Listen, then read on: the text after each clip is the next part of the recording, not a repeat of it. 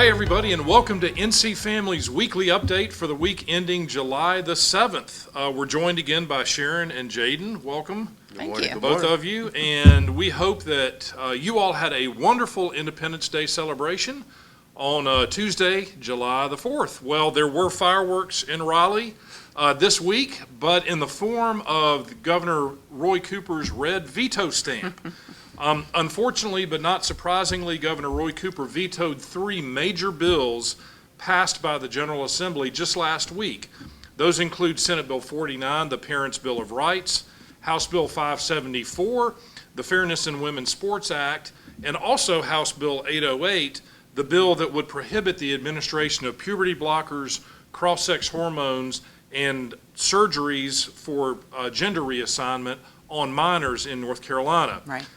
So we have written pretty extensively about these bills, so we won't go into more details about all the intricacies of that legislation. You can learn more about that from the links below the video.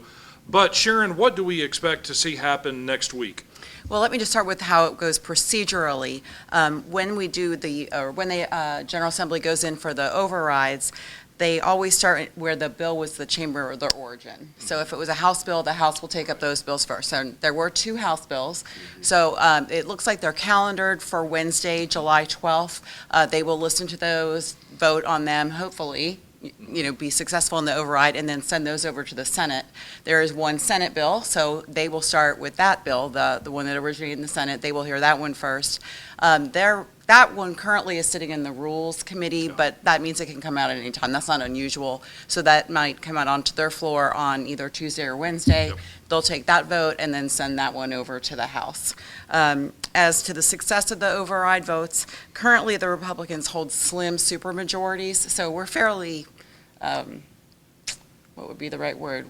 Hopeful, We're expected, yes, expected. Exactly, that these will go through. Yeah, so in the Senate, to override the gubernatorial veto, there has to be a 3/5 vote of members present and voting. So if all members are there in the Senate, they have to have 30 votes in order to override the governor's veto.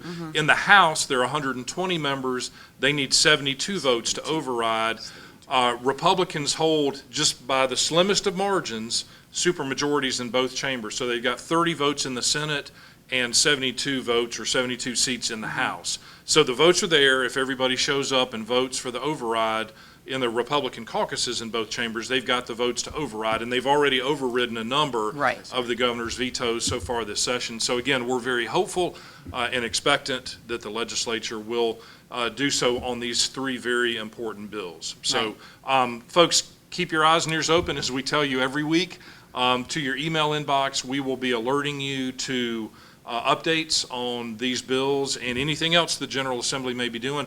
There's also a link under the video to our Action Center where you can go and we've got an alert set up on there where you can go and actually call your members of the State House and Senate and urge them to override the governor's veto on each of these three very important bills. So take advantage of that.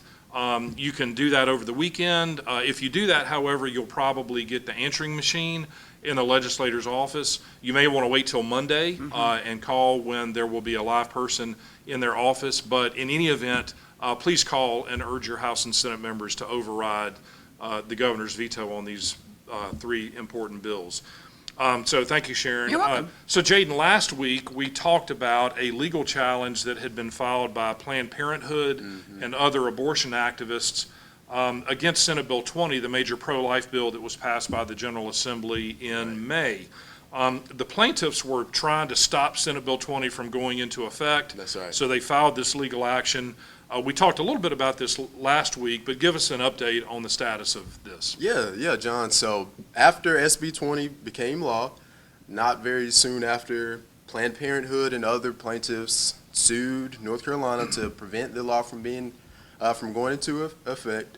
And the effective date is July 1st for many of those provisions. Yep. So that was something that they were trying to do before July 1st. So they filed a temporary restraining order and a preliminary injunction. Those are very similar actions, but the temporary restraining order is a bit more of an emergency thing. So that was heard this past week, and the General Assembly, actually before the hearing, made several amendments to SB 20 that hopefully would address a lot of the challenges that were brought. And those were in a separate bill that That's was right. passed after Senate Bill 20, but made some changes to Senate Bill 20. That's right. Yeah. It was a bill relating to Health and Human Services, Services, yeah, right? yeah. And they made several changes to hopefully address that. And one provision in those amendments actually did address many of the challenges that were brought, according to the judge in the case. But one provision that was held up was a provision dealing with basically a notation in the woman's record dealing with the location of the intrauterine pregnancy, the unborn child, which that was a relatively minor portion, the gestational age limit at 12 weeks, and other very important portions of the bill have gone into effect as of July 1st, and there are other provisions that will go into effect on October 1st, depending on how the preliminary injunction hearing goes a little bit later down the road. But this was all really good news. I mean, there was Absolutely. kind of that one technicality that the judge said, right. we're going to restrain this portion of the law from going into effect. But pretty much everything else that was set to go into effect on July 1st has gone into effect, which That's is a right. great victory.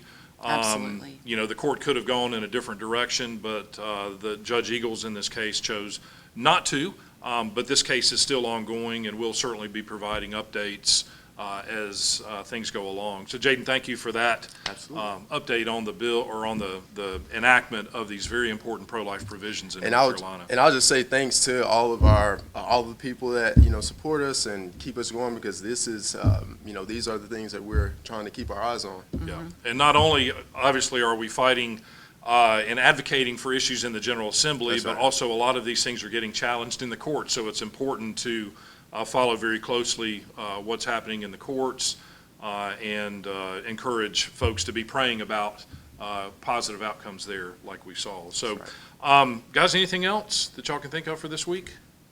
No. Did y'all have a pretty good Fourth? Great. Yeah, it was That's good. Super. That's Great good. fireworks, and we're excited about what's going to be happening next week at the General Assembly. That's So, right. That's right. folks, stay tuned. Thank you as always for your time and attention, and God bless you and your families.